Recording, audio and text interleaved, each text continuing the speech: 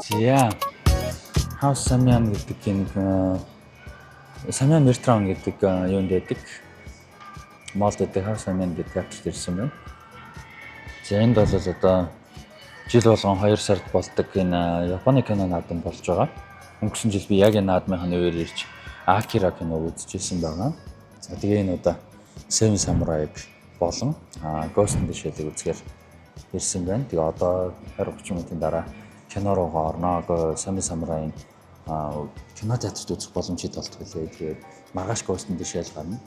Хоёулын үзэж байгаадаа бас маш баяртай байна. Болж байгаа боломжтой. Тэгээд санаандгүй ингээд 2 жил дараалаад Бангкокт болдог. За бас Chiang Mai хотод бас болдог. Ер нь Бангкок, Таиланд болдог гэж хэлж боломжтой болгон болдог. Япон улсын кино наадамд 2 дахь жилдээ оролцож өнгөрсөн жил Akira үзчихсэн. Тэгээд дараа жил хэрвээ байдаг бол бас итгэвтэй оролцсон гэж бодож байна. Илүү олон кино үзэл бүр гоё болтой. Тийм. Тэгээд кино руу орцгоо. Later. За Seven Samurai үзээд гараад ирлээ. Дундаа юутай? Intermission-тэйгээ нийлээд 3 цаг 20 минутын киноос нэг 10 орчим минутын завсарлагын intermission авсан. За тэгээ үзээ гараад ирлээ. Анх удаага Seven Samurai үзэж байгаа. Маш epic нүсэр кино байна. 54 онд гарсан кино шүү дээ. 50-д онд яаж хийсэн гэмээр энэ кино мэдээж юунаас шууд 72 жилийн хугацаанд саяны одоо энэ үдсэн 70 жилийн ойдон зориулж яг тухайд хийжсэн production distributor тоохоогоос remaster 4K remaster хийсэн хэлбэр байгаа юм л та. Тэгээд 72 жил болж байгаа кино учраас мэдээж энэ киноны өөрийнх нь Akira Kurosawa болон одоо энэ киноны агуулга жүжигчдийнх нь тэгээ киноных нь өөрийнх нь нөлөө тэгээд цаашаагаа үргэлжлээд энэ хүмүүсийн энэ бүтээлийн нөлөө одоо ингээд ач холбогдолтойгоор хийгдсэн өөр бүтээл зөндөө байгаа, нөлөөсөн бүтээл зөндөө байгаа. Зөвхөн солонгосоор уучлаарай, японоор хязгаарлагдахгүй шүү дээ. Тэгээ тийм болохоор айгүй олон элемент юмнууд нь харсан, үзчихсэн, мэдсэн юмнууд бол байна. Гэхдээ тэр нь өөрөө юу хэлж ийм гэхээр энэ киног өөрөө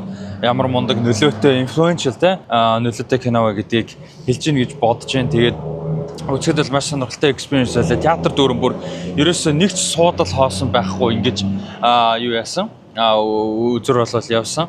Тийм тэгээд уур амьсгал гойтой ингээ угаасаа яг зорж үзэж байгаа бүр тикетнээ бүр ингээд алцаад аваад үзэж байгаа болохоор уур амьсгал бол гоё ийм үзүр болол байла. Зүгээр кино өөрөө бүтэн тэгж яг таалагдсан уу гэвэл нэг сүртэй таалагдсан юм болол байсангүй. Одоо юу гэдгийг хуучны классикууд гэдэг кинонууд одоо Gone with the Wind ч юм уу юу гэдгийг 12 Angry Men гэдэг ч юм уу тиймэрхүү одоо ингээ классик гэж ярьдаг бүр хуучны классикуудыг ингээд үзэхэд ямар санагддаг билээ, дахиж үзэх хүсэл төрдөг үгүй юу, юу нь таалагддаг гэх тиймэрхүү талаас нь харах юм бол Seven Samurai бүр яг мэдээж дахиж бол үзэх бах. Дахиж үзээд түүхийн контексттайгаар, жүжигчдийн контексттайгаар Akira Kurosawa-гийн бусад бүтээлүүдийг үзээд тухайн цаг үеийн Японы кино урлаг гэдэг ч юм уу, тухайн цаг үеийн чинь дайн дусаад 10 жилийн дараа хийсэн. Тэгэхээр тэр үеийн цаг үеийн нийгэм соёл гэдэг маш олон зүйлүүдийг нэмж судалж, уншиж, ойлгож, appreciate гэдэг ч гэдэг үнэлжээж тэгжээж илүү юу явах болоо гэж бодож байна.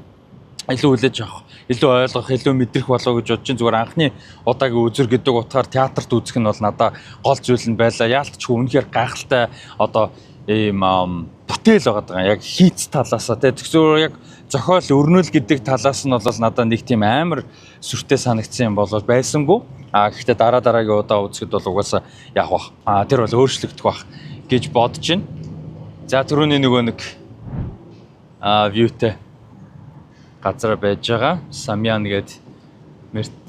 Mirtran гэдэг молын дээр байдаг House Samyan гэдэг театрт үзсэн. За маргааш юу үзэн? Ghost in the Shell үзэн. Ghost in the Shell бол миний хамгийн хайртай бүтээлүүдийн нэг.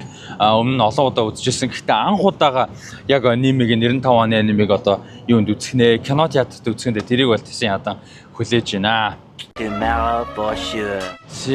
Euro Siam Paragon гэдэг мол руу Siam гэдэг төв стейшн руу бодохгүй хөдлөн чи одоо вагон хүлээж байна, метро хүлээж байна. Тэгээд юу Seven Samurai ер нь жоохон илүү бодсон. Тэгээд дараа нь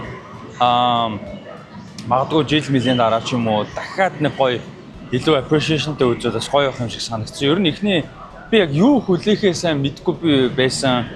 Эсвэл тодорхой хэмжээний дотроо бодсон нэг юм хүн юм байгаа бах та гэж бодсон юмнаас болсон юм болов уу гэж бас бодлоо. Өнөөдөр ч бас ингээ үзснээр дараа бодож исэн чинь. Тэгээд би болохоор юм яг epic байсан л да. Гэхдээ би болохоор юм өрнөл үйл явдлын үеийн grand epic нүсэр тийм юм бодсон. Бэйс юм бэ л тэгээ бодонгууд яг тэгээ бодоо үзчихэнгүүт яг үйл явдал өрнөлийн үед бол хамаагүй одоо жижиг гхэн цаашаа юм дээ. Build up их удаантай буюу одоо юм бэлдэж байгаа процесстэй яг тэр ингээд гол болох гээд байгаа юм хүртэлх процесс нь нэлээд их юм болоод тэр хоорондоо маш олон дүрээ хөгжүүлээд тэр юуны хүмүүстэй тэр тосгоны хүмүүсийн тэр самурайуудын тэр самурайчуудыг одоо цуглуулж байгаа 7 самурай цуглуулж байгаа процесс энэ төр гээд тэрэнд нь илүү фокус өгөхтэй байсан юм байл та. Байна л та. Кинон өөрөө тийм. Тэгээ би бас өөрөө айгу гоё appreciate гэж бас хангалттай гоё ихээр те. Хангалттай appreciate гэж үзээгүй юм байна гэж бол бодлоо өчигдрөөс хойш үзснээсээ хойш бодоо явж байгаа. Тэгээ ер нь явандаа дахиад нэг үзэхэд бол шал өөр үзэх юм байна гэж бол бодсон. Тийм. Тэгээд өнөөдөр ямар ч сан Ghost in the Shell үзнэ. Энэ 7 хоног уулын чадах юм бол театр дахиад орох санаа бол байна. Гэхдээ чадахгүй байх магадaltaй. Оскар төхөөд ирэхээр энэ ч гоё юунууд гардаг. Оскар нэр дэвшсэн кинонууд за энэ ч өмнө гарч ирсэн кино дахиж гардаг. Одоо энэ 7 хоногоос эхлээд F1, Sinners, One Battle After Another гэдэг нэлээд кинонуудаас буцаад театрт гарч байгаа юм байлээ. Оскар өмнөх 2-7 хоногт ингэж гардаг. Өнгөрсөн жил яг тэрнийхэн хүрээнд Anora, юу Flow гэдэг хэд хэдэн кино үзээд амжсан өнгөрсөн жил. Энэ жил чадвал Sinners кино театрт үзчих санаа байна. Энэ насандаа баг сүүлийн удаа дахиж театрт үзэх л байлгүй дээ бодвол. Эдээ үгүй байсан ч гэсэн дахиад үзэх байсан ч гэсэн хизээч дахиж боломжтой байлаа тийм санаа бол байна. Гэхдээ амжихгүй бол мэдгүй байна. Тийм тэгээд энэ 7 хоногийн гол юм бол тэр л байна да. Одоо өнөөдөр юугаа үзчихвэл Ghost in the Shell үзчихвэл амар том гоё experience болох гээд байна. Тэгээд мэдээж үргэлжлүүлээд явцгаан хэдүүлээ хагасан хүртэл влог маань үргэлжлээд явнаа. Тэгээ Ghost in the Shell Samurai, Seven Samurai-ыг тусад нь бас хийж байгаа. Yeah. So. Зэнчэн гоё шот болж чадах нөгөө юу. Энэ BTS-ийг ер нь бичлэг хийхээс ерөөс нь өөдөхгүй байгаа. Ягаад ч амар эстетиктэй санагддаг. Let's look.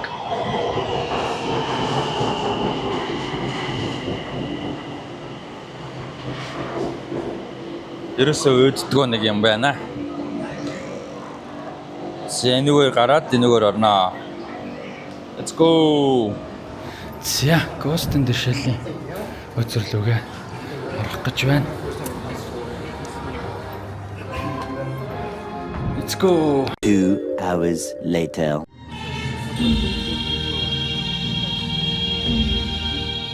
За, Ghost in the Shell үзчихлээ. Ghost in the Shell үзэр үнэхээр гоё байлаа. Seven Samurai бодвол арай хойд игнэнээс үзсэн болохоор бүр гоё байлаа. Тэгээд 4K restoration гэдэг театрт үзэхэд бол бүр үнэхээр тасархай байлаа. Тэгээд амар юм human сонирхолтой human story штэ. Тэгээд тэр юу нь бол experience нь гоё байсан. Дахиад бас бодогдуулсан юм зөндөө байгаа. Яг Ghost in the Shell-ийг үзэхээр ер нь одоо хүн байна гэж юу илээ. Тэгээд яг юу хүнийг яг юу хүн бол одоо чинь энэ ч сайн ингээ анзарч байгаад амар гоё нэг хэсэг байгаа байхгүй. Тэрний яс гэсэн чинь бид нар өөрсдөө тарихыг хардаггүй. Тэгээ энэ чинь нэг cyborg штэ Мотоко Кусанаги чинь те. Ер нь тарихных нь хэсэг нь л өөрөө болохоос бусд нь бүгд ингээд юу биш те. Өөрөө биш. Робот гэх юм уу cyborg те. Тэгсэн чинь бид нар өөрсдөө тарихыг хардаггүй. Тэгээд тийм ч учраас хүмүүс бидэнтэй хүн гэж харьцчихвэл бид нар өөрсдөө хүн гэдгээ л мэднэ гэсэн нэг тиймэрхүү утгатай гоё. Тэрнээс миний хэлж байгаас илүү поэтик, илүү яруу найраг хэлж болох л та. Гэтэ утганы хувьд тиймэрхүү жишээ.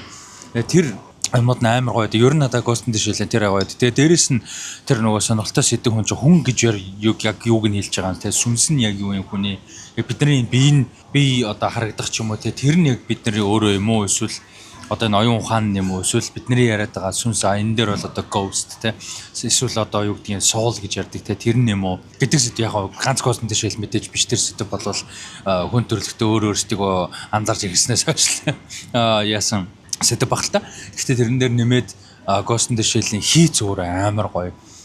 Тэр юу одоо нөгөө Акира дээр гардаг Neo Tokyo гэдэг шиг хотын дүрслэл нь дөрүүдийнхэн дизайн нь тэгээд одоо Мотоко Кусанагийн мэдэрж байгаа зүйлийг тэр нөгөө Токиогийн амар юм нүсэр одоо ийм хэсгүүдээр яг Токио бас гэдэггүй байх шүү бидгийг санаад байна. Гэхдээ Токио шиг те энэ үсэр ийм мегалополис хотоор ингэж явж байгаа юм. Төсөл одоо тэр нөгөө нэг Мотококо Санагийн ингээд төсөөлдөг штэ. Хотоор ингээд явж исэн чинь дэлгүүр хэсэж явж байгаа юм ихтэй нэг кофе шопт сууж байгаа юм ихтэй өөрөө болж харагддаг жишээ. Тэр бол яг Мотококо Санаги тэгж явж байгаа гэсэн үг биш. Тэгж явж байгаа мэдрэмж юу яаж байгаа гэсэн үг. Тхийг эсвэл магадгүй өсөж байгаа ч юм уу те. Тэр нь бол айгу сонирхолтой байдаг жишээ нь. Тэгээд энэ хөгжим нь амар гоё. Тэгээд угаасаа би айгу хайртай кино олон жил олон удаа үзсэн кино. Гэхдээ анхудаага кино театраар үзэж байна. Тэгээ энэ бол амар гоё experience байлаа бүр ярхан аргагүй гоё experience байлаа. Seven Samurai ийм байсан ч болоосоо гэж бодож байна. Надаа яалтчгүй тийм experience бол байгаагүй. Гоё байсан, үнэхээр гоёсэн, театр үзэн гоёсэн. Гэхдээ магадгүй өмнө нь үтцсэн байжгаад илүү appreciate хийсэн хойно театрт үзсэн бол гэж яалтчгүй бодогдож байна. Ghost in the Shell-ийн хувьд би угаасаа айгүй хайртай бүтээл болохоор яг театрт үзэх нь бол бүр амар гоё experience байлаа. Тэгвэл яг киног нь review хийх гээд байх шаардлага бол би нэг байхгүй гэж бол бодож байна. Олон жил ярьсан бүтээл маш олон сонирхолтой сэдвүүдийг хүнддэг, гоё акшнтай, үнэхээр гоё анимашнтай, маш гоё арт directionтэй ийм бүтээл. Тэгээ театрт үзэх боломж гарсанд бол амар баяртай байна. Тэгээд Ghost in the Shell болон Seven Samurai-ыг үзсэндээ маш баяртай байна. За энэ хүрээд энэ ревю өндөрлж товчоор ревю гэх юм уу сэтгэл vlog something өндөрлж хамтайсан бүгдээр нь баярлалаа. Дараагийн vlog бичлэгүүдээр уулзлаа. Баяртай.